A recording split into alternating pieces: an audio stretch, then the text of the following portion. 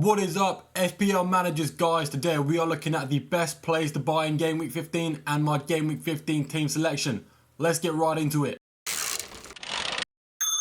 So yeah, let's pull up the three defenders first, guys. We're going to be looking at three defenders, three midfielders and three forwards. The first one we're pulling up, you got to take with a pinch of salt, okay guys? You know, he's yellow flagged, it's Gabriel, and he missed Game Week 14. He didn't play any minutes whatsoever.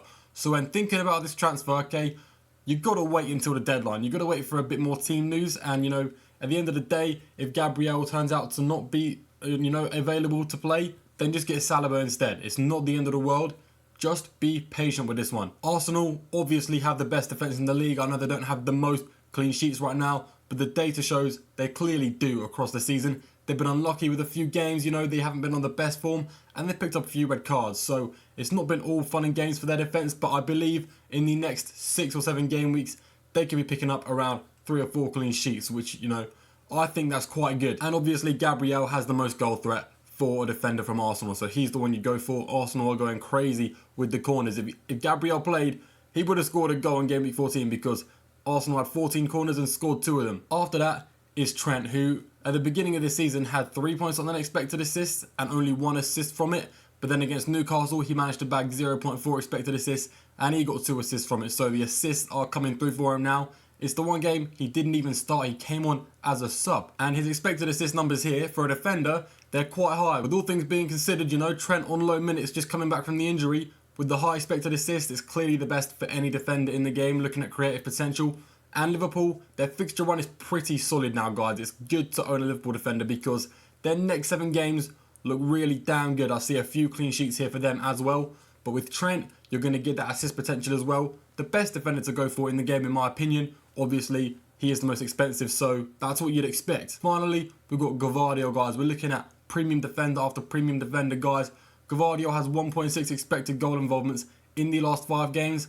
And he's only played 4 of those games, so his numbers are looking pretty good. His form is solid. He's had a few big chances. He has only scored 1 of them. And obviously, Haaland has been letting him down with those expected assists not being converted into any actual assists. But the clean sheet potential is coming out now, guys. The Man City fixture run is looking very solid. And Gavardio is worth more than all the other Man City defenders, but he's 100% worth it. There's very small rotation risk, but there's not been a single game where he's missed out on clean sheet points because of him not starting a game or getting subbed off early. So that's something we don't need to worry about. After that, guys, we got the midfielders. Now, looking at the midfielders to buy, there's not, you know, a load of options, okay? Obviously, there's Salah, Palmer and Saka, guys. I'm not going to mention Salah, Palmer and Saka because it's too easy and it's too obvious.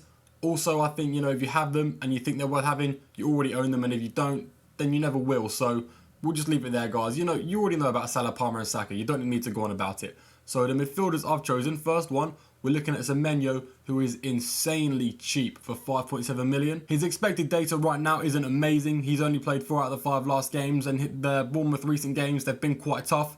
They're looking to go on a good fixture run now, and if you're looking at Bournemouth midfielders, he is the only good one you should be targeting to attack their good fixture run. Next up, we got Odegaard, a mid-price midfielder who has come back, just played over 300 minutes and he's got 3 returns in that space of time already. He's got decent expected data. He has reliable minutes in an attack, which is going to score like around 3 or 4 goals a game unless they're playing a really tough fixture, which they don't have for a long while. So as far as I'm concerned, Odegaard is a great differential pick. Obviously, if you can afford Saka for the extra 2 million, you should do it.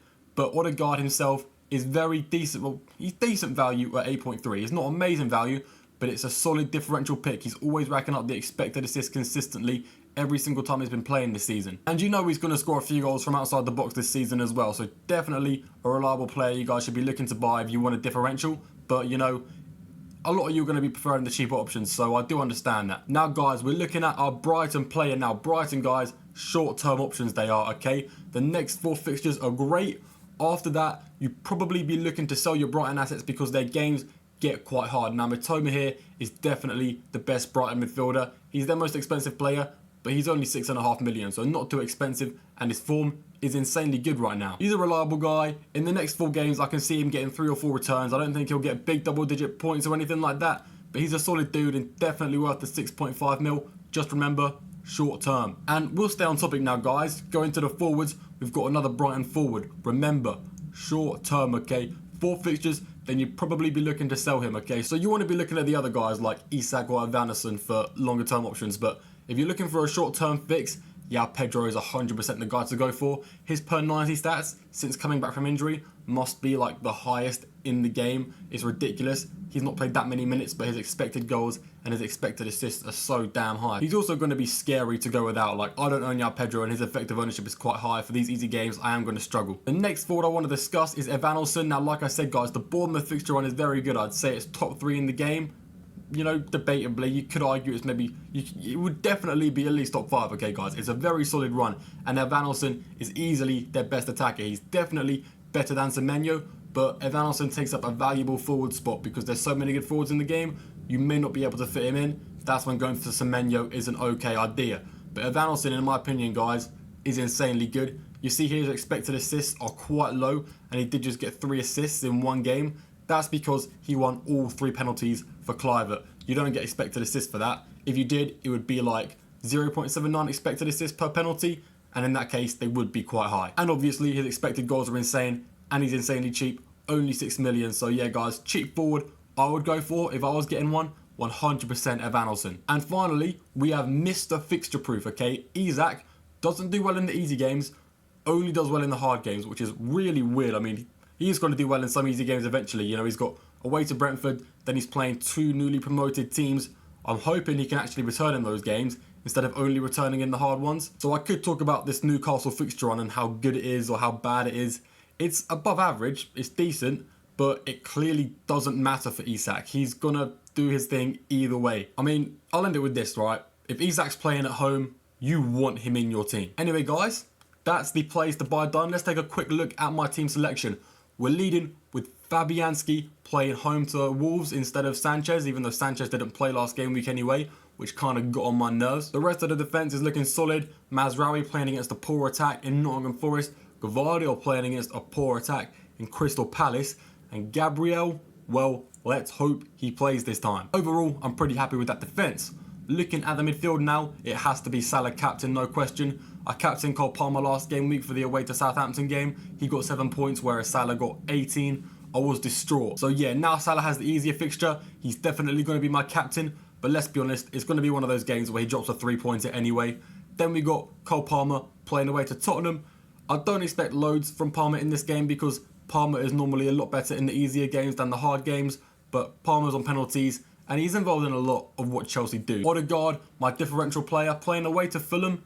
It's like, meh, it's a great fixture. It's not easy, but it's not really difficult. I do expect Arsenal to score a few goals against Fulham, and hopefully he is involved in some of them. Hopefully Saka doesn't go and kill my FPL team like he did just a couple game weeks ago, getting 18 points. And finally, Morgan Rogers, who has stayed in my team since game week 3, and I've been very happy with holding him despite Aston Villa's poor form.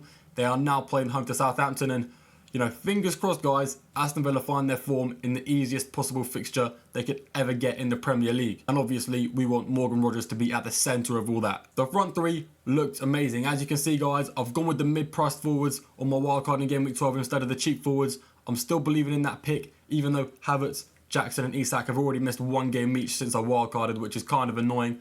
Jackson playing away to Tottenham, I'm happy with because Jackson, guys, he's fixture-proof just like Isak.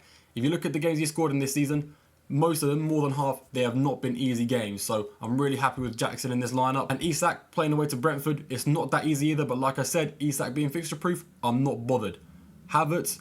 Now guys, Havertz has picked up the most expected goal involvements, only slightly behind Saka this season. But obviously the point tally is so different because Havertz has underperformed his expected goals and Saka has massively overperformed his expected assists. So the data is there for Havertz. He's got reliable minutes playing a full 90 every game week, except the one where I transferred him in. So I'm hoping he can find his form and start putting away those expected goals like he did last season.